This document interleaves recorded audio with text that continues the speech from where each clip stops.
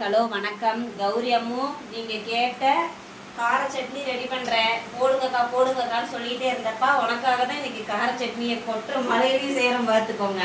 வாங்க, ஃபஸ்ட்டு கடாய் வச்சுக்கணும். அதுக்கு என்னென்ன தேவைன்னு சொல்லிட்டா, இது வந்து நான் 2 பேர்த்துக்கு தான்ப்பா அரைக்கிறேன்.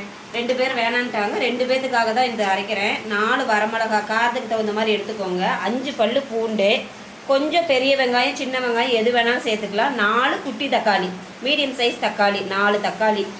அடுத்து கொஞ்சோண்டு கருவேப்பிலை. எதுக்காகனா கருவேப்பிலை போட்டால் தான் நம்ம சாப்பிடுவோம். அந்த முடி ஹேர் கொட்டுறது, முடி கொட்டுதுங்கிறாங்களே, எனக்குலாம் ரொம்பவே கொட்டுது. அதுக்காக தான் நான் எல்லாத்துலேயுமே அரைச்சி சாப்பிடுவேன். முழுசாக என்னால் சாப்பிட முடியாது.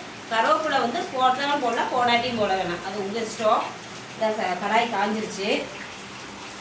இந்த பக்கம் வந்துட்டு இதே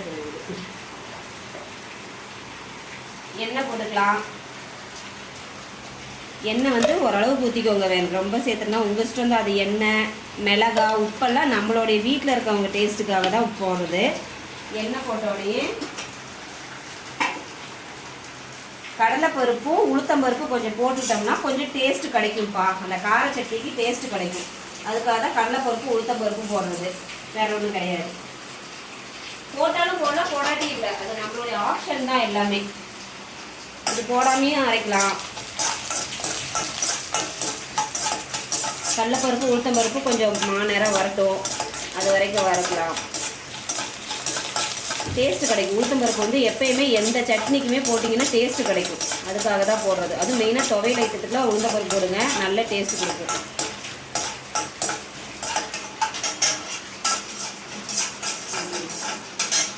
வறுபட்டுச்சு. இப்போ பூண்டு, வரமிளகா, பூண்டு வரமிளகா போட்டாச்சு. அடுத்து வெங்காயம் இதே சைஸில் சின்ன வெங்காயமும் போட்டுக்கலாம்ப்பா, நம்மளுடைய ஆப்ஷனு. பெரிய வெங்காயம் போட்டிருக்கேன் நான். இந்த மிளகா புது மிளகாப்பா, சரியான காரம் இருக்கும், அதனால் நான் 4 மிளகா போட்டிருக்கேன். இது 2 பேருங்கிறது 3 பேரே சாப்பிடலாம், அந்தளவுக்கு குவான்டிட்டி கிடைக்கும். இதில் நல்லா வதக்கிடணும். உப்பு போட்டு வதக்காதீங்கப்பா. நிறைய பேர் வெங்காயம் வதக்கிறதுக்காக சாம்பாருக்கு புளிக்குழம்புக்குலாம் வதக்கலாம். ஆனால் சட்னிக்கு வந்து வதக்கும் போது உப்பு போட்டு வதக்காதீங்க. ஏன்னா உப்பு போட்டு இதுலேயும் வதக்கிட்டு நம்ம போட்டு அரைக்கும் போது இன்னும் அதிகமாக உப்பாயிடும். நான் என்றைக்குமே வதக்கும் போது உப்பு போட்டு வதக்கவே மாட்டேன். எனக்கு தெரிஞ்ச ஒருத்தவங்க வயசானவங்க சொன்னாங்க, உப்பு போட்டு வடச்சட்டியில் ரொம்ப வதக்கக்கூடாது வெங்காயத்தை அப்படின்னு சொல்லிட்டு. அதனால் நான் மிக்சியில் போடும்போது தான்ப்போ உப்பு போடுவேன், அது கல்லுப்பு தான் போடுவேன். இது நல்லா வதங்கட்டும். சட்னிக்கு மட்டும்தான் உப்பு போடக்கூடாது, மற்றபடி அரைக்கிறப்ப போடலாம். சாம்பாருக்கு புளிக்குழம்புக்குலாம் உப்பு போட்டு வெங்காயம் வதக்கலாம், தப்பு கிடையாது. வெங்காயம் வதங்கிடுச்சு பாருங்கப்பா.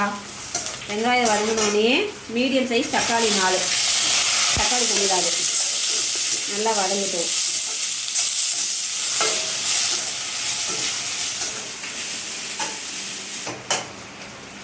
தக்காளி நல்லா வதக்கியாச்சு. தக்காளி வெங்காயம் மிளகா பூண்டு கடலைப்பருப்பு உளுத்தம்பருப்பு எல்லாம் நல்லா வதங்கிருச்சு. இந்த ஸ்டேஜில் என்ன பண்ணுவோன்னா கொஞ்சோண்டு கருவேப்பிலையை போட்டுட்டு பண்ணிடுவேன். எதுக்காகனா அந்த பச்சை வாசனைக்காக. அந்த கருவேப்பிலை வாசனை வந்து சட்னி கார சட்னிக்கு வந்து நல்லா இருக்கும்ப்பா.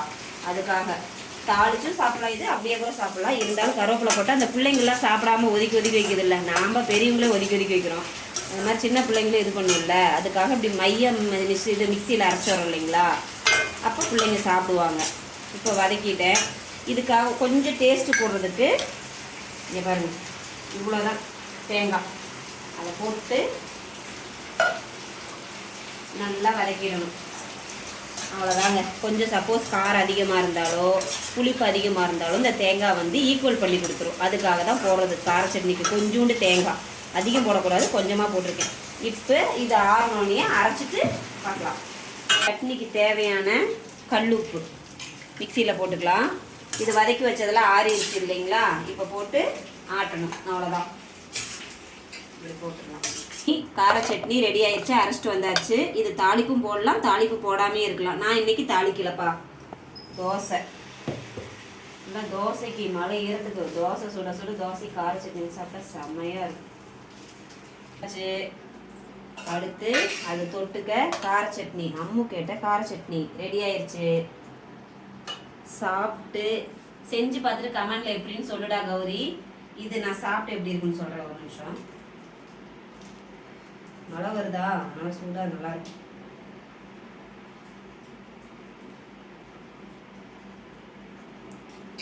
Mm-hmm. செம்ம. பிடிச்சிருந்தா லைக் பண்ணுங்க. பாய்.